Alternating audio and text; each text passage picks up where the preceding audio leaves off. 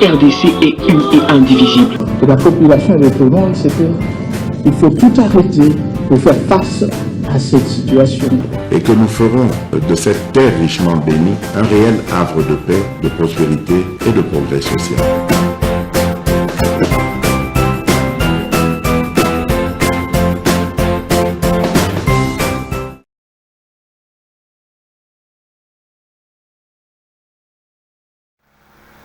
Bozali, au-delà de 78 000 personnes, vous prenez un câble officiel pour te Bozala informer. Et chaque jour, vous nous suivez, Nabisika et Belé, Bozali comme Mikuta, Boye Bake, Napesibino Mbote, et surtout, na ba communauté, Bissika ba Congolais, Bazali et Belé. Bozamwa Mingi, Nazo Mwana, ba message de partout.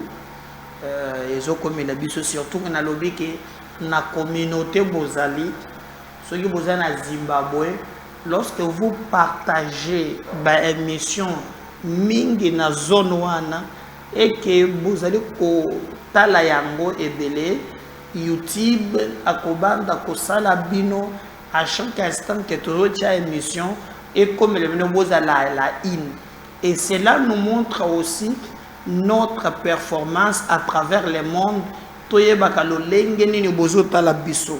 Alors, ezana bamboka oyo mususu bato ezali kolo comme na sepeli na moni maintenant que Canada bomatisi ndenge botai la kabiso na Canada en tout cas na moni emati et nous vous encourageons vraiment. Il y a qu'à continuer comme ça là yango bongo et kozala quelque chose oyo kozala malamu biso na niveau ya MK buzz officiel toujours gérer kaka na kosala la bino musala oyo longobani pona bolamu surtout na bande ko nyonso bozolanda biso de et partout mais quand même lelo toko banda na méditation toyoka quand même Zembo na Nzambe parce que mikolo nyonso za ndenge mokote il y a un frère abanda émission na capella quand même concentrons-nous pour la prière tozonga juste après. C'est comment on a frère Moïse. Frère Moïse. Quand il longio boy Moïse aboya zalaka. Frère Moïse mbi. Moïse. On va à l'église. Naimba na via partilage. Le partilage.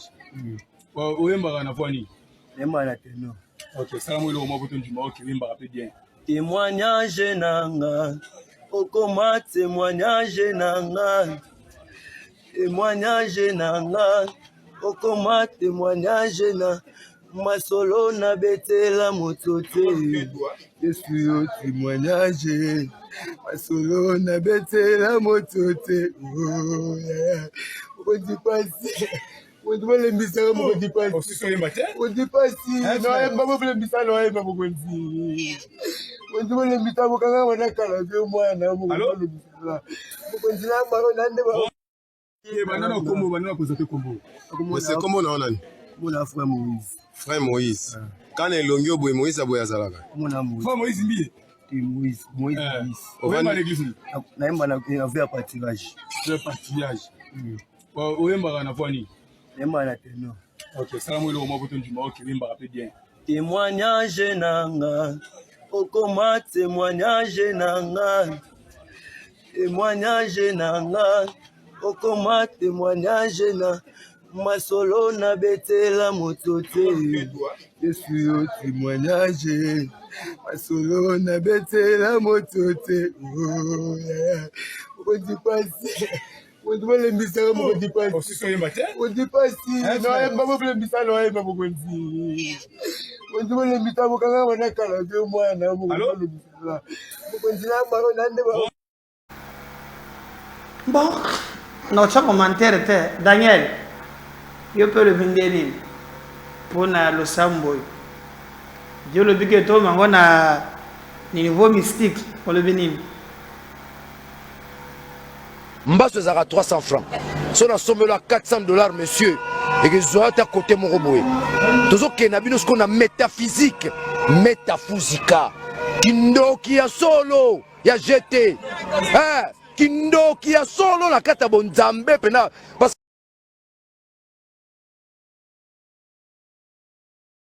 Mbasso ezaka 300 francs. Si on a sommé là 400 $, monsieur, et que je à côté mon robot. Tous ceux qui ont ce qu'on a métaphysique, métaphysica. Kindoki ya solo, ya jeté. Kindoki ya solo la kata bonzambe pena. Parce que Mbasso ezaka. Nalobi, ce que nous tenons entre les deux différences, c'est ça. L'andanga na commentaire. Bolandi frère, Bolandi peu mvuluzi. Entre les deux, différence c'est cause à la route. Ce qui est la différence, c'est que Singai, Oya Yembeli Nzambe, Oya le big yazé son a Kindoki Katia Bonzambe, mais Kone Yazakaka na Bonzambe. Ce qui est mis les métaphysique. Donc, métaphysique, le Kindoki na Bonzambe. À vous de nous donner la différence entre Bonke Kindoki na Bonzambe. Bandanga tokobeta di solo na bino comme sengeli boye ba mboka na biso tous allons traverser un moment très difficile et surtout na mayemazoli kana situation sécuritaire na est la République démocratique du Congo. Alors tozu ba information o ba pesi biso ya kati parmi bandeko oyo bazali ko travailler na lolenge ya ko déstabiliser Mboka Nabiso et Zali, notre ancien président de la République, au Batangi, Joseph Kabila Kombonezu Tangama Mingi. Alors le président de la République a Zalaki vraiment interpellé na Baninga Naye, chef d'État. Et bien que parmi les clauses qui allaient stabiliser Mboka Nabiso, il fallait que Joseph Kabila circulait librement. Mais quand les informations et comme que Joseph Kabila il est en train de travailler pour déstabiliser Mboka, surtout que lui n'a pas participé à l'élection, lui n'a pas et c'est l'élection comme ce candidat a postulé. Alors, na colère, comme il a postulé, nous avons vu que après si on va postuler. Alors que quand je regarde l'image on a monné au Sénégal, elle fait résonner 10 fois ce qui a la classe politique. Na tomoni elenge oyo ya Pastef oyo ezali parti ya Ousmane Sonko. Congo ezali Bissouri Diomaye Yewana nde azali élu président ya Sénégal, bien que na va confirmer en côté d'une manière officielle, mais le sondage ezali kolakisake ye muto abimi président yangana lobaki awana ngana zalaki élu avant kotu cour heureusement que yazana kadjuma konate ce qui passe là na kadjuma net tato to zalaki na yo yeke la grave. Mais déjà toyoki ke nandu to barandra taba résultat wana public tête, mais déjà ba félicitations et bandi kokwe il y a de partout. Mais ce que j'ai retenu dans cette histoire ezali ke na place oyo tomona Ousmane Sonko ndenge ezalakawa parce que Ousmane Sonko bakangaki ye bango mibale bakangi Ousmane liboso bayoko kanga l'actuel président a occupé na boloko a sali je crois 11 mois kobima na ye na kobima na koya kozala président automoni président ya Sénégal.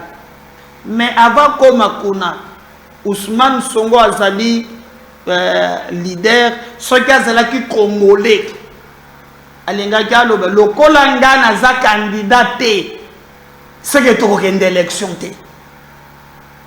Napesa exemple Jean-Pierre Bemba Ngombo aza na Alae bakangie na CPI de là où il était, hein, après qu'ici parti qu'on présentait candidat Moussouste en dehors naïe.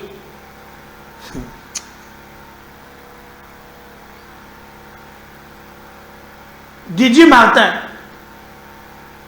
Yepé Sengeli Awa, Basala, comme il y a qui candidaté, appelle si mot d'ordre, que Bakoki jamais pour aligner Bakandi, comme il y a candidaté, Moutoko Zalazate. Mais après, tant qu'il y a Koya, il y a sacrifié via Bamoussous. Dans le langage, nani photo ya Ousmane Songo wazak président na ye, hein, président Pastef. Donc kuto komona ke na campagne bazalaki ka mibale ye na Ousmane Songo bazalaki ka mibale ensemble sans que baluka. Voilà wokomona ye wana mwana mobali wana jeune inakota na makabu mususu tolbaka au tosaka na ba warrior soki na bani, mais ya kara déjà il a incarné espoir, il y a changement pour na ba jeune au Sénégal, jeune qu'il était ndenge ozomona ye wana Ousmane Songo il va s'effacer. Mais comme ngana ça invalidé, c'est le Sénégal qui compte, ngana zo peso makasi. Et l'homme a voté Moussous wana yeyo elenge mobali wana. Mais awa comme oyo ba voté à cause de Ousmane Songo, so tali bien comment même affiche, hein, il y a des affiches au moins bazanyo so mibale, hein, au moins Ousmane Songo otali na ndeko Moussous wana azali pe, hein, baza ensemble bazo battre campagne, baza très bien. Mais ah ouais, pas nabiso, ce n'est pas le cas. Le kola ngai na zali en place te mutupe akosala le kambo azate. Et lui c'est son président a s'effacé à lobby ce qui n'a tué makambo ya égoïsme to ko risquer to rater nyons. Alors pour l'intérêt du Sénégal, il y a lobby que le monsieur a postulé. Il est à soutenir les sons pour cette classe politique. Obisoto Zobenga, classe politique, Bangoana Bangoana. Oh, il y a jamais trois disciples. Le maître empêché, il s'efface. Azotika, aujourd'hui, il y a Eli, président du Sénégal. Awa, par exemple, Fayoul a sa candidate à s'effacer. Bemba a sa candidate à s'effacer. Qui peut le faire? Awa. Faut blaguer. Une classe politique non classable. Donc, Kabila Lokola ya se présentait après qu'ici Batrénion va se présenter. Et tant qu'il y a cette élection comme ça le matin, des PCI et Kanda, alors, abandi maintenant qu'on alimenter comment à ko déstabiliser Makambo na République démocratique du Congo.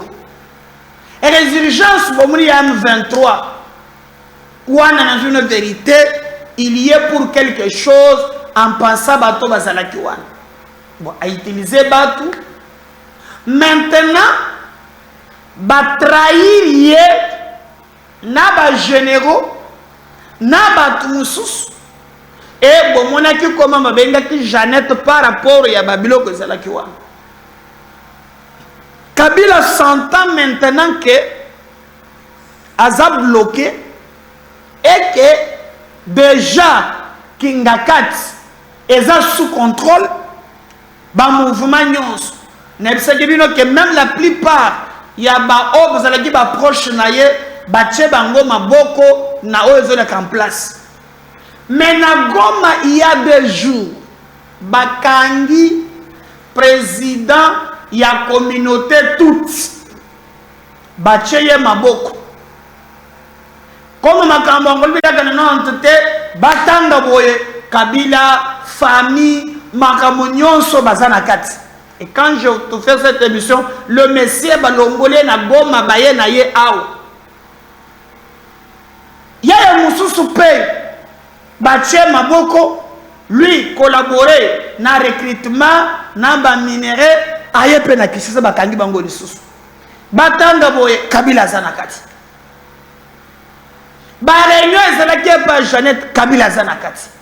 C'est pourquoi parmi les motifs, on dirait que Jeannette ezalaki rôle ya famille na ye na eloko zobongama awa. Bon monaki même Brazzaville, on bien entre les lignes il est pas impliqué na kati. Qu'est-ce qui va se passer maintenant? Félix Alobi, non, il faut passer la vitesse de croisière, Kingakati et autres. Et Joseph Kabila maintenant a deux possibilités, soit à l'exil.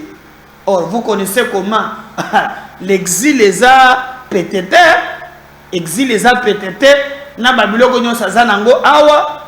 Alors, a juste comme Moussala, yako kende, kolo baba makambo et pas ba chef d'État, na banini babe kakota la makambo. Alors, Félix, pour cette fois-ci, il est à tout droit dans ses bottes. Ndebo moni maintenant, ba pays de l'Est. Voilà, je vais vous scoop. Mais je vais vous Salva Kiir Ayao. Salva Kiir Aye, entre autres, pour une Tshisekedi à Tchadasé. Et ça m'a la mouté, que non, Bayoka, que non, Kabila ou Mukamate.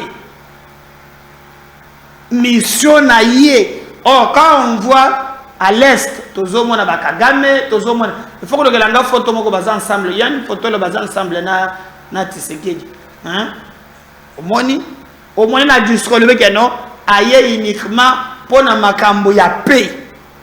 Mais entre autres, bon Tanzanie baza ba Kenya, tozana ba Kagame et autres. D'ailleurs, si vous suivez bien, même sorti à Kagame, à Lobby, il regrette de telle façon que Makambo Baluki, Tshisekedi a gagné sur le plan diplomatique et qu'il a réussi à convaincre le chef d'État Nyons.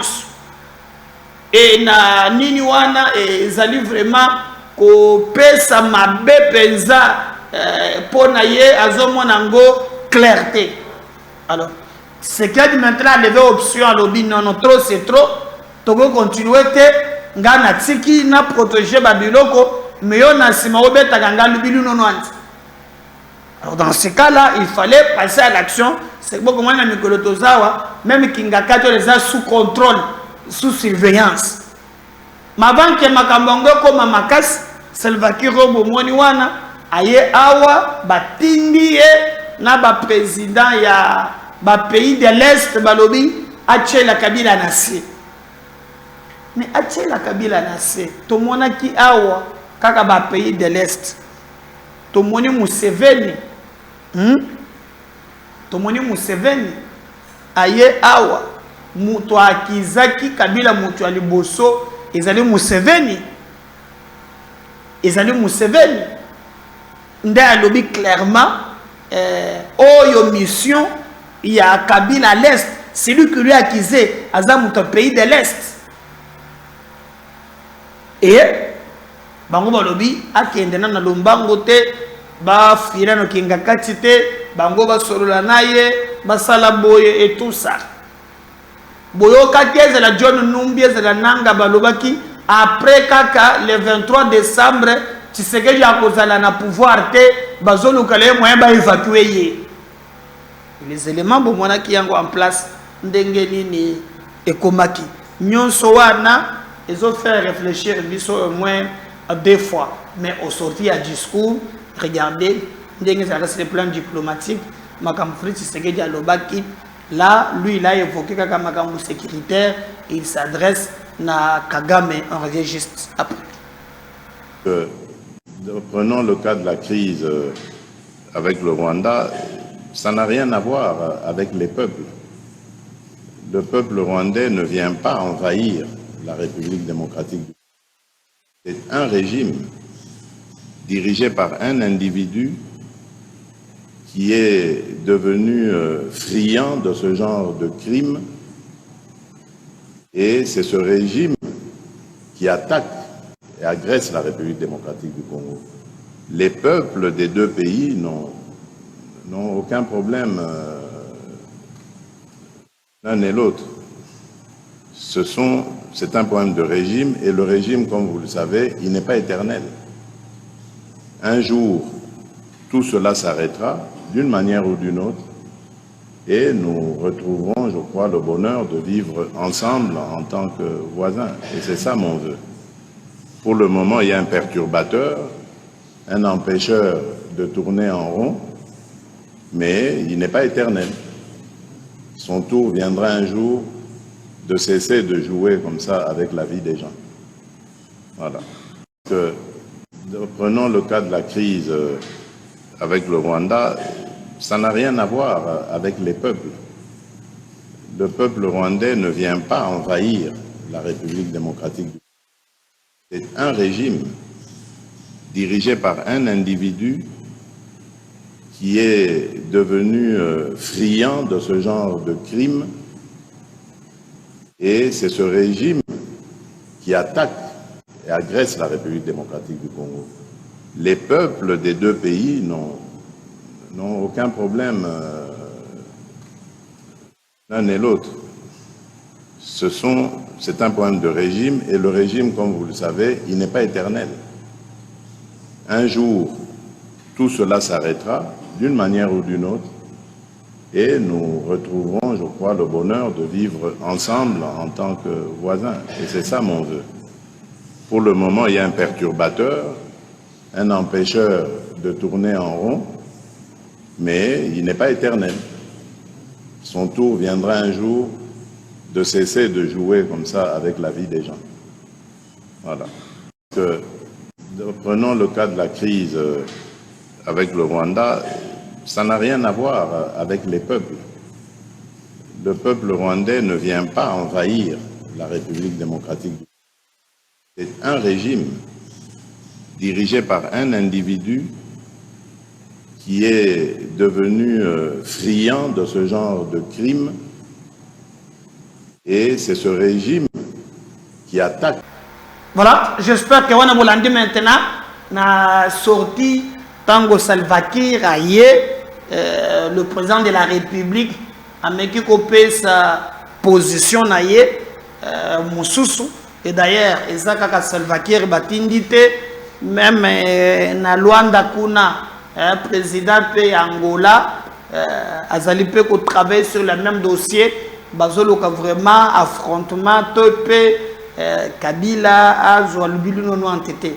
Mais moi je crois que c'est regrettable. Il faut au contraire demander à Kabila à profiter na kimia oyo Félix Tshisekedi a pesi pour te makambo etambola normalement que tokoma na ba phase moko ya babiloko, ça ne profite à personne, parce que le Congo a besoin de stabilité et non pas tout le monde na makambo oyo ezali koleka awa et ko pesa biso motema passe. Donc nous voulons en tout cas que mboka na biso bande konangai au-delà ya positionnement ya ba politicien makambo ezala très bien. Vous savez que tout le makambo ya ba port privé ou ba avantage belé, ils ont un avantage belé que Félix Tshisekedi atikale ko simbate atikeli kaka famille ya Kabila bazala nango kaka poete kimia ezala. Mais lui au contraire, comme un ancien président de la République, il ne pouvait pas aller babanda ko akiser na babiloko ya zanango. Et surtout que yetango azalaki na pouvoir akolingate basala makambouane. Ozomona. Donc selon les informations, ezana ba expert ba oyo ba bengami penza vraiment pour baluka ndenge nini bakoki kotala likambo ya otoyoki ya kingakati.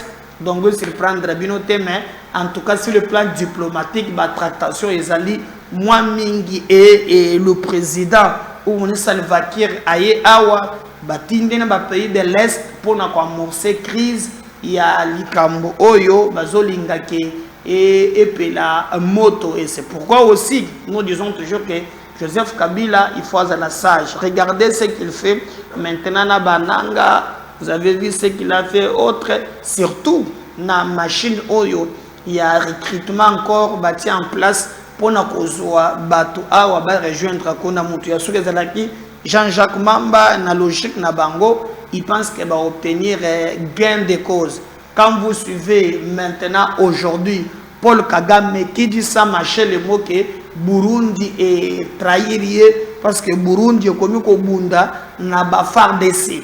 Cela montre clairement que Kagame a un schéma pour déstabiliser Mboka Nabiso. Et comment lui, quand il est président de la République, a eu la réalité où on a très bien à côté de côté ça, un schéma moko où parfois à contrôler et yangote. Donc si nous voulons ndenge baba et vieux célèbre pour crise c'est la moins mingité, mais Kabila doit se comporter en homme d'État. Il a dirigé ce grand pays pendant 19 ans. Regardez où est-ce qu'il est en Namibie. Azokuta nana Félix Tshisekedi na matanga. Lokola mwana mukia ya kange longi, abeti ekara. Azope se président mboka na ye mbotete. Donc biloko ndenge wana en entre-temps azokutisaka bachubo na bisika ebele. Omoni mama ni mama ye wana azalaka susu hotel comme na Dubai ake na Turquie, ba réalité na bango ka bango mibale nde bayebi. Poto tekelo ko mona bango ensemble kala shinaram to mona ye kala ya suka to mona azaki na matanga akwati ko vodo muntu moko ka ba film magana ye omona ko cha dina che polo a che jaquette de colo ba montre à minene tout ça à cause de la style vestimentaire na ye, mais tout en a besoin que Atika Mboka Itambola très bien. Nous voulons trouver le rôle na Ghana, le rôle na Sénégal. On dit par exemple l'ancien président Macky Sall a colonné na pouvoir Abdou Diouf Balongwaki, Wade Balongwaki. Lorsque l'ancien président Bazala Kanabo Moy Fatou Boya Longwepe Moussous pas remplacer Mboka wana culture démocratique et s'enraciner et que la passe pour montrer na Mboka wana les sous azwa bokonzi na mandu kité. Donc présence na s'il avait compris il a été joué carte à mais ni na kozwa te o ya si azui na Congo. C'est très grave. Tozwa image il y a Ousmane Sonko ndenga s'effacer pour que une autre génération émerge. Omoni biso bango ya toge pa batia wa toza ba candidat mukatotozui batie un garçon là vraiment oyo azali atana sens te ya kozala candidat lelo isa passé na mabo. Donc to continuer ko bunda biso nem kabez officiel to l'axabino vérité tata longi ne mwanda semi akufite azongi siko na forme mususu koleba pe boyo connaître bato ya kajima nzambi ba yela kingana ba message menace so ye muntu ayaki na singo bakangi botala balobi ki ne mwanda semi azongi na forme ya kolombo totala na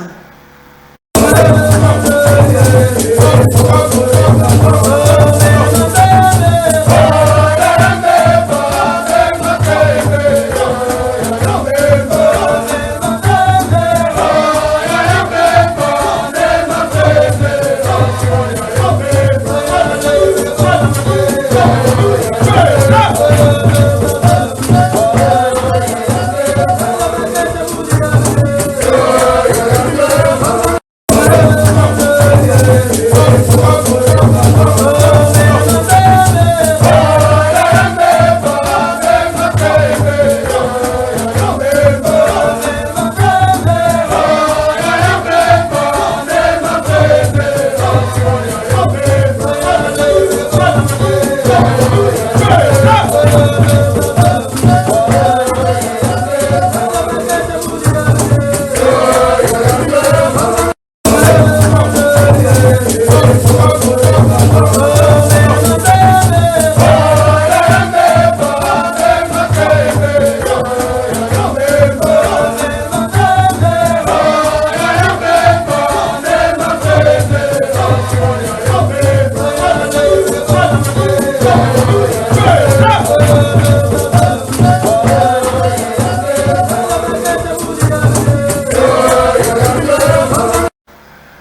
Voilà, wana ne mwanda sembi wana zongi na ndenge ya Colombe.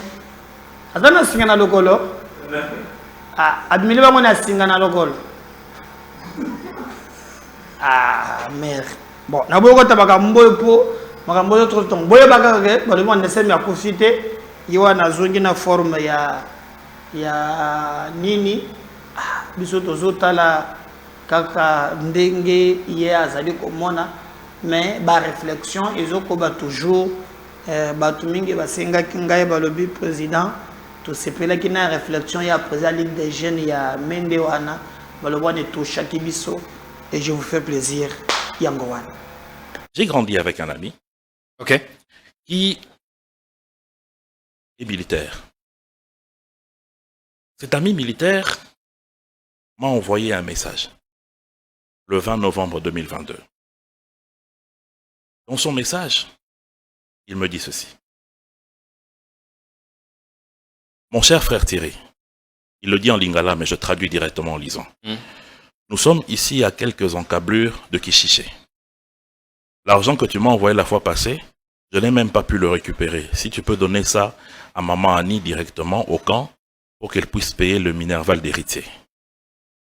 Nous, ici, je pense que la situation n'est pas bonne. Soit on va replier, soit le pire peut arriver, parce que le commandement nous renseigne que 2 de nos capitaines et un lieutenant ont passé l'arme vers l'ennemi.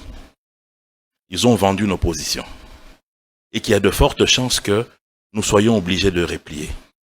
Si nous allons le faire, je ne manquerai pas de te faire signe pour que nous puissions voir comment est-ce que tu peux m'aider à rentrer sur Kinshasa, puisque je suis fatigué, je suis malade et j'apprends aussi que maman Annie devrait se faire opérer. En passant, essaye de vérifier tout ça pour moi. C'est un ami, il s'appelle Dieudonné, je ne citerai pas son nom de famille. Il est militaire, il est sous-lieutenant dans notre armée et il est parti servir à l'Est. Mon cher ami, 2 jours après, je n'ai plus de ses nouvelles, il est mort. Et 4 jours après exactement, le 28 novembre 2022, il y a eu la tuerie qu'il y a eu à Kishiché. J'aimerais que le cardinal et tous ces ONG-là viennent se mettre devant la famille de Dieudonné et lui disent que ces colonels-là et ces 2 lieutenants-là ont droit à la vie et pas mon ami Dieudonné. Que ces gens de Kishiché n'ont pas droit à la vie et pas mon ami Dieudonné. Parce qu'on explique... S'il te plaît Jean-Pierre, que cette Union européenne vienne expliquer à cette famille que Dieudonné qui a accepté de servir sous le drapeau, de mourir alors que nous on est ici en paix, que lui doit mourir et non ces 3 traîtres-là. Pour parler du banditisme urbain, j'ai un ami à moi. Il s'appelle M. Misenga. Je ne citerai pas son nom au complet pour que les gens ne comprennent pas. On a grandi avec lui ensemble. Son fils, que j'ai vu naître, il s'appelle Exaucé. Il y a exactement 1 année et demie, il y a eu des troubles dans leur quartier. Ils habitent au quartier Général Maélé, à Upen, bien derrière. Il y a beaucoup de Koulouna dans ce quartier-là. Lui, c'est un élève. Il était en 5e des humanités. Il a identifié les jeunes qui étaient en train de faire les rapts dans le quartier et de menacer les gens. Lorsque la police est venue, il a cité leurs noms et les a identifiés. Ces jeunes Koulouna lui ont promis la mort. Mon frère, je te laisse la photo de ce garçon, que tu puisses envoyer au cardinal et à tous ces ONG. Tu leur dis que la famille de ce garçon l'a perdu seulement parce qu'il a parlé à la police. Ces Koulouna lui ont réglé la vie. Aujourd'hui, ils sont en liberté. Que ces ONG viennent expliquer à mon ami, qui jusqu'à aujourd'hui n'a pas encore pensé ses plaies, pourquoi son fils est décédé. Mais la justice n'est pas faite pour se débarrasser de ton concitoyen, mais plutôt, comme le dit Georges Kapiamba, comment faire leur donner il faut donner à Katende. Il faut leur donner l'occasion de fournir leurs moyens de défense. Je n'ai pas fini. Oui. Je n'ai pas fini. J'ai un autre ami qui s'appelle le procureur Kayumba, KNS. Il est procureur ici à la Cour de compte. En 2016, nous avons enterré son grand frère, qui était pasteur. Il revenait d'une veille de prière. Il a rencontré des Koulouna à Kaouka. Ils lui ont demandé de l'argent et son téléphone. Il leur a donné. L'un d'eux a dit, on ne peut pas le laisser partir, il faut Totikene Lembo. Ils lui ont tailladé la tête. Il a fait 1 semaine aux cliniques Bondeko et il est mort. Que M. Katende vienne expliquer à Kayumba que ces jeunes gens-là ont droit à la vie. Le chef de l'État leur a donné une passerelle pour aller se faire une formation, parce que la raison c'était quoi? Nous n'avons pas de formation, nous ne savons pas à quoi est-ce qu'on va servir à la société. L'État leur a donné une passerelle. Est-ce qu'ils l'ont saisi? On a affaire. Merci. Bolandi, vous mettez ce qu'on a placé à Batouane. Je soutiens le pain des morts, n'a volé mourir à traître, n'a pas habitant. Partagez les liens, abonnez-vous massivement. Le monde a semé à Zongi. Oh, à Koufa quitter à Zongi. Siko yewana tata longi to saluer yo. Mwani tata longi à Zongi. C'est clair maintenant. Mais yo zo filmer ben Zambe. Ti a zo filmer ne pinani Colombo na zo boda ba onde ba zo tambola. Suka a communiquer da ba onde ni. Hein? Donc a solana mère hein, mère mun to go yoga.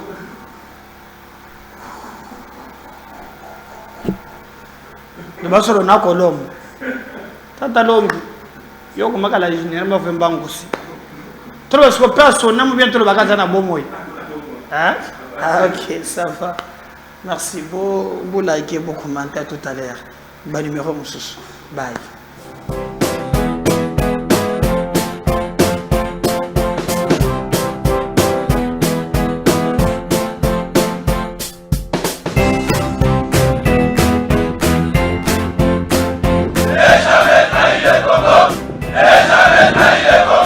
La RDC est